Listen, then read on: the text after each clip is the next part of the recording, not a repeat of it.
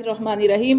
پھر اللہ فرماتے ہیں وَلَقَدْ اور البتہ تحقیق صَدَقَكُمُ اللَّهُ سچا کیا اللہ نے وعدہ اپنا وعدہ، پھر اللہ تعالیٰ نے سچا کیا اپنا وعدہ اِسْتَحُسُّونَهُمْ جب تم ان کو مار رہے تھے، جب تم ان کو قتل کر رہے تھے، کن کو؟ کافروں کو، بِإِذْنِ اللہ کے حکم سے۔ جب آپ صلی اللہ علیہ وسلم نے فلاں جگہ پہ ہر شخص کی ڈیوٹی لگائی کہ آپ نے یہاں پہ کھڑے ہونا ہے، آپ نے یہاں پہ کھڑا ہونا ہے، یعنی ہر ایک کی گروہ بندی کی آپ صلی اللہ علیہ وسلم نے، پھر جیسے لڑائی شروع ہوئی تو مسلمان جو تھے جیت گئے تھے، ٹھیک ہے، یہ فتح ہو گئی تھی۔ اللہ فرماتے ہیں کہ اللہ نے اپنے وعدے کو سچا کیا کہ جب تم مار رہے تھے ان کو اللہ کے حکم سے، حتیٰ یہاں تک کہ اذا فشلتم پھر تم نے بزدلی کی، پھر تم نے کیا کیا؟ بزدلی کی، کہ وَتَنَازَعْتُمْ فِي الْأَمْرِ اور تم نے جھگڑا کیا اس کام کے بارے میں، وَعَصَيْتُمْ اور تم نے نافرمانی کی۔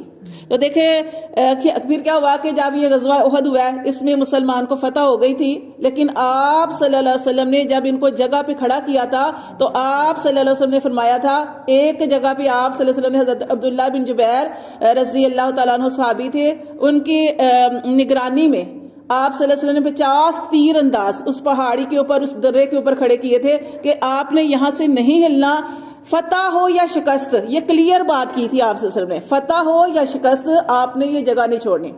لیکن جیسے ہی مسلمانوں نے دیکھا کہ کافر جو ہے وہ میدان چھوڑ کے بھاگ رہے ہیں تو انہوں نے کیا کیا؟ اپنی جگہ چھوڑ دی جہاں پہ انہوں نے کھڑا کیا تھا عبداللہ بن جبیر کو۔ تو حضرت عبداللہ بن جبیر اور ان کے ساتھ صرف 12 لوگ، 10 یا 12 لوگ اس پہاڑی کے اوپر آ گئے، باقی سارے کے سارے جو تھے وہاں سے بھاگ کے، تو انہوں نے کیا کیا کہ کافر بھاگ رہے ہیں، ہم مال غنیمت ہیں وہ سمیٹ لیں۔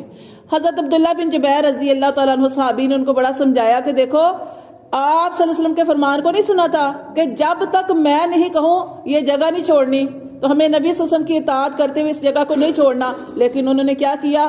انہوں نے یہاں پہ آیا کہ وَتَنَازَعْتُمْ فِي الْأَمْرِ تم نے جھگڑا کیا کام کے بارے میں۔ وہ کہنے لگے یہ حکم اس وقت تھا جب جنگ ہو رہی تھی، اب جب جنگ ختم ہو گئی ہے تو اب تو ہم انہوں نے اس جگہ کو چھوڑ دیا، اس طرح ان میں اختلاف ہو گیا، بہرحال سارے کے سارے جو تھے انہوں نے جگہ چھوڑ دی سوائے 10 یا 12 لوگوں کے۔ اللہ فرماتے ہیں کہ تم نے جھگڑا کیا اس کام کے بارے میں، وَعَصَيْتُمْ مِن بَعْدِ اور تم نے نافرمانی کی، کس کی؟ نبی صلی اللہ علیہ وسلم کے حکم کی، مِن بَعْدِ بعد اس کے، مَا أَرَاكُمْ جو تمہیں دکھا دیا گیا، کیا؟ مَا تُحِبُّونَ جس کی تمہیں چاہت تھی، کیا دکھایا گیا؟ مال غنیمت، کہ اس کے پیچھے لگے۔ بار بار یہ سبق ہم پڑھے ہیں سورۃ آل عمران کے اندر کہ وجہ کیا بنی تھی؟ دنیا کا مال، اسی کی وجہ سے نبی صلی اللہ علیہ وسلم کی نافرمانی کی۔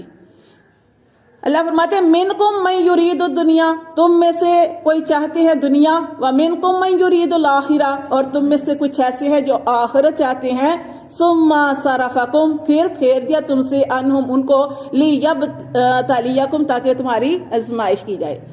پھر تمہاری آزمائش ہوئی، کیسی آزمائش ہوئی؟ کہ وہ جو فتح تھی وہ شکست میں بدل گئی، پیچھے سے سارے جو لوگ کافر تھے انہوں نے دوبارہ سے انہوں نے حملہ کر دیا، اور اس طرح پھر مسلمانوں کے جو پاؤں تھے وہ اکھڑ گئے، اور نبی صلی اللہ علیہ وسلم کے بارے میں بھی یہ افواہ مشہور کر دی گئی کہ نبی صلی اللہ علیہ وسلم اس دنیا سے جا چکے ہیں، تو اس سے مسلمانوں کے حوصلے ٹوٹ گئے اور وہ لڑ نہیں سکے، ٹھیک ہے۔ تو یہاں پہ اللہ فرماتے تاکہ تمہیں تمہاری آزمائش کی جائے، وَلَقَدْ اور البتہ تحقیق عَفَا عَنْکُم پھر اللہ نے تمہیں معاف بھی کر دیا، یہ پھر اللہ تعالیٰ نے معاف کر دیا تھا بعد میں، ٹھیک ہے، کہ چلو تم سے یہ غلطی ہو گئی ہے، لیکن یہ وجہ یاد رکھنی چاہیے کہ کس وجہ سے نافرمانی ہوئی۔ تو اللہ فرماتے ہیں لیکن اللہ تعالیٰ نے تمہیں معاف کر دیا، واللہ اور اللہ ذو فضل اللہ تعالیٰ بڑے فضل والے ہیں، علی المؤمنین ایمان والوں پر۔